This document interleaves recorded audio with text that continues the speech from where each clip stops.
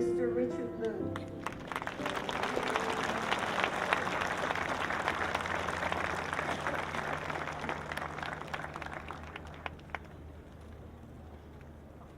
How are we? Ready for this, aren't we? Can't wait. Not to be outdone by the president, board of trustees, not to be out social media'd by him. Me being a TV guy, I'd like all the graduates to stand, please, for a second. For a second. Now, I want you to limber up a little here, because you're going to need it. I'm going to play a little music, and when you hear it, you're going to know what you need to do. All right? You're going to know what you need to do. So, here goes the music, and once you hear it, move. Spirit out here, right? Yeah, spirit. Look at this. 1, 2. I'm going to get all 3 sides. And left. Woo! Thank you very much, Chancellor Thelma Scott Skillman, for your kind words as well as your leadership. I'm falling apart. Me too. Thank you, Board of Trustees and faculty and staff of City College of San Francisco. Afar and Carl, thank you so much for those inspiring words. And thank you for making this landmark day possible for those who sit before us and are about to cross the stage. And of course, today, we also recognize the people who help make you successful. Your friends and family, your parents, spouses, your children, and more. Let's rise and thank them for what they've done for you.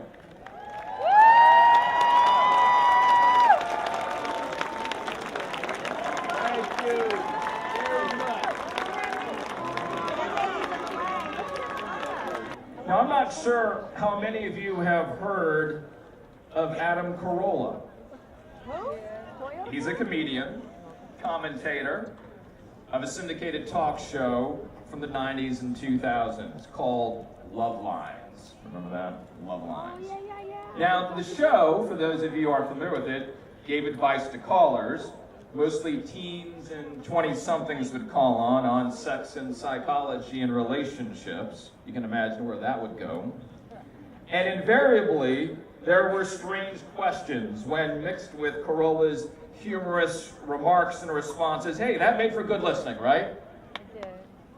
Now, a common subject involved the caller's girlfriend or boyfriend, who Carolla often would ask. He would respond when he heard these stories by saying, so what do they do?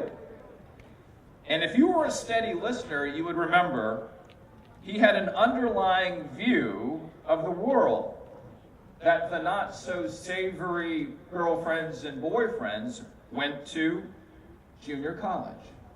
You can boo. Boo. A common subject that I did not like to hear about. And mind you, he didn't like the term community college because it made it sound like this experience was okay, says he. He said it wasn't okay because junior colleges were like high schools with ashtrays.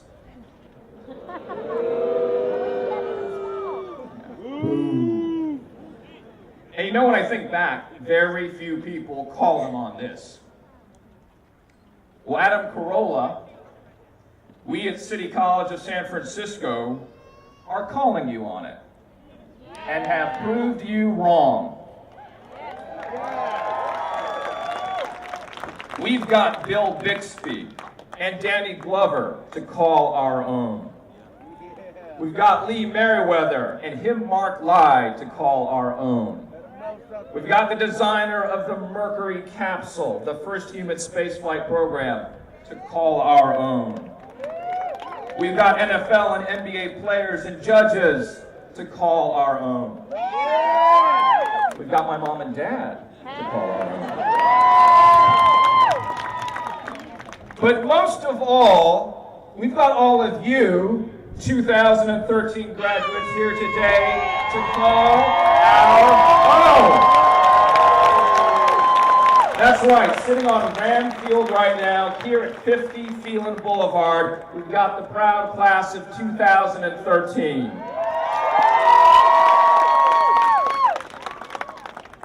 I, like you, am a proud graduate of the finest community college in the nation, City College of San Francisco. I scream, bleed, plead, Rams spirit. How about you, graduates? How about you, graduates? Thank you. But I was close to not making it here at all, I want to tell you. I almost flunked out of high school twice. At my first high school, I had more than 100 absences a year. Yeah, baby. I love it. Do you hear her? She said, yeah, baby. The dean kicked me out after my junior year. So the district sent me to another high school. The high school where my two older brothers and my father graduated from. It had gangs, kids of various backgrounds, and what I really loved, auto shop. I loved it. Yes, me too. Now, one afternoon, the principal stopped me in the hall and he said, you know, your mom came by today. We're fellow former teachers together, you know. She was so worried. And your father was there too. The principal said he'd look after me. And I said, I'd do my best. But reaching 200 credits was mathematically impossible. I would flunk.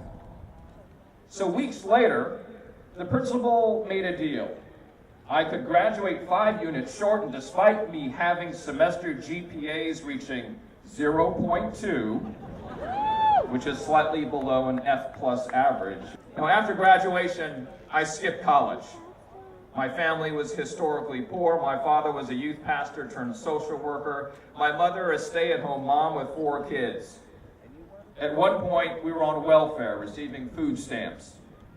Instead, I worked for Mrs. Fields Cookies. Those were good too. 4 years passed, and when I turned 22, the age many students graduate, I realized I could not work in cookies forever. So I made an effort, although I wanted to. I made an effort to attend college, but I had not taken the SAT, and with dismal high school grades, no university would take me. City College of San Francisco, at just $1 a credit, did.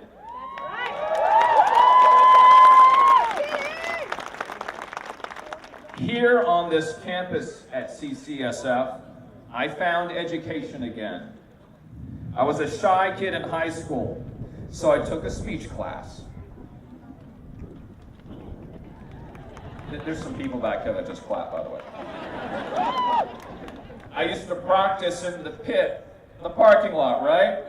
Where other students would commonly stare at me as I was speaking to nobody. It was the only A I got the first semester.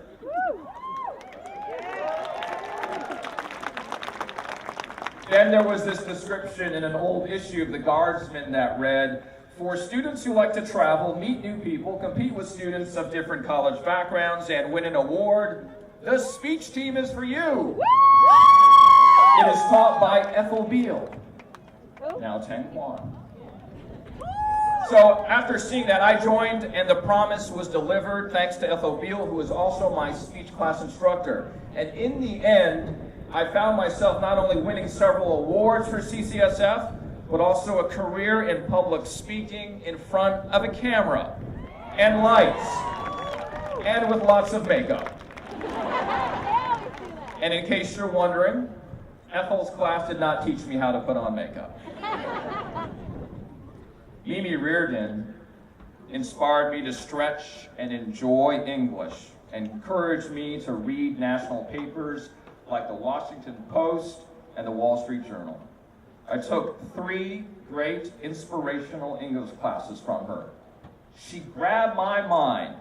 She shook it. She said, you now have the responsibility to learn on your own, and I'm teaching you how to do it. And I try every day. After 2 years of experiences like this, I completed an associate's degree in 1990.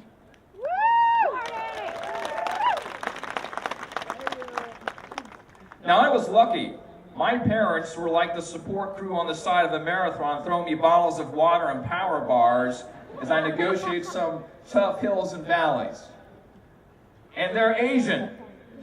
I mean, I look back and go, did they get the Asian parenting manual? You know, rule number 1, scowl and scream when grade point average is below 4.9. Yeah, Asian parents think that it goes that high. Rule number 2, if he doesn't go to class, make him stare at wall for 8 hours while balancing plate on head. Now instead, they let me fail and learn. When I graduated 23 years ago, they sat in these very stands smiling, just as they are today. In fact, my parents are right over there. Hi, Mom. Hi, Bob. The Bob is father in Chinese, by the way. Now, they're probably worried I'll do something silly again. When I accepted my diploma in 1990, see the stage in front of me right now? I did a cartwheel across the stage. Chancellor, don't worry. Do it again, do it again. There will be no cartwheels. There will be no Gangnam style today. And anyway, Gangnam is so 2012. It seems not long ago, this was the day I was given my pair of big pants. And the day I started to try to fill them. To learn to stand up and be me. Just me. All 100%. Yeah! Yay! Party! Now, one morning last year, I had to be up at 4 a.m. to work on the Today Show. I went to sleep at 8 p.m. the night before, as I normally do. And so much can happen during that time when you're asleep. When I get up, what I normally do is I fumble around through both of my phones to see what I missed. That morning, the first text I saw, a colleague forwarded pictures of a mobile web headline. It read, "Chink in the Armor," and had a picture of Jeremy Lin above it. The ESPN article described Lin's trouble with turnovers. Some don't understand chink, or the C word, is like the N word for African Americans. Critics say chink has been used for hundreds of years in different ways, so why let one group appropriate it as a derogatory term? Or that the editor did not purposely use the expression, was a consistent performer for years without problems, and inadvertently misunderstood the potential negative context. But this is ESPN. It is a respected organization many of us have lived and died by when we talk about sports news. It got an Excellence in Diversity Award just 2 years earlier because of its fair hiring and editorial policies. ESPN was better than that. They took action within 36 hours. But I wanted it to never have happened, to never have been published. After staying away from social media for 7 years, I tweeted for the very first time. My first tweet on the Chink in the Armor headline.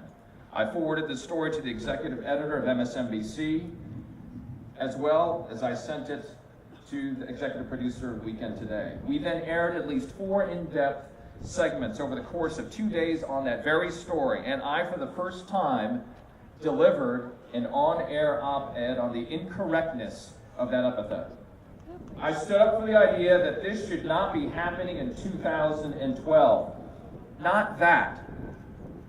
I stood up thinking ideas count, and we should push to make sure ones like this don't get published again.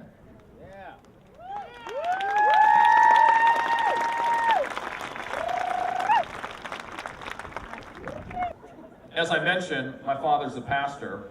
That makes me a PK, or pastor's kid.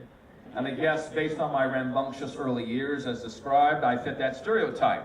But so do the stereotypes of him being a pastor.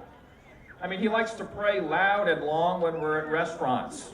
I mean, my brothers and sister are always a little embarrassed because other people think we're having a sermon on table 5 at Applebee's. He forgets our names mid-prayer. Lord, please bless this food. My wife, Rose. Please bless my children, Mark, Rob, Kristen. Got that part right. And Sam. My mom nudges him. It's Richard, number 3. My dad corrects mid-eulogy saying, and Richard, amen. Now, my father was one of only a couple dozen Asian Americans that attended Fuller Theological Seminary up to the time that he was there in 1959. His mentors in faith were Jesse Jackson and Billy Graham. But even further back was a more important influence on him, and for that matter, all of us. In San Francisco at Glide Memorial, they give out an award every year for an individual that exemplifies the spirit of empowering people in the community in an equitable fashion. My father received that award 3 years ago. He was over the moon. He called everybody twice. My brothers, my sister, and me. And then my brothers, my sister, and me. He showcased the award in the middle of the mantle above the fireplace. You walk in the house, it was the first thing you saw. You didn't see it, he walked you over to see it. The namesake for that award was Dr. Martin Luther King Jr. Go for it. What was it that inspired my father about MLK? Well, King was the man who did not want to be called a civil rights leader. No, he didn't. He wanted to be called a pastor and nothing more. To simply stand up for the people the Bible said he should. But in that calling, he changed civil rights. He stood up, not only for himself, but for ideas, for people who nobody else would stand up for. That's what my father liked. Now today is a seminal moment in your education and more importantly in your life. Taking responsibility for who you are, getting it. You know, you just get it now. It starts here because the knowledge, experiences, and perspectives the fine people of CCSF have given you is now yours. They are saying, all of those behind me, you take it. You know what to do now. Make a difference. You don't have to create a new civil rights movement today, but you can work towards that idea. It's giving up a seat in the bus. It's making somebody smile on a bad day, or checking on a neighbor, like Charles Ramsey did in Cleveland. Turns out he saved 3 enslaved women with a simple act. He stood up.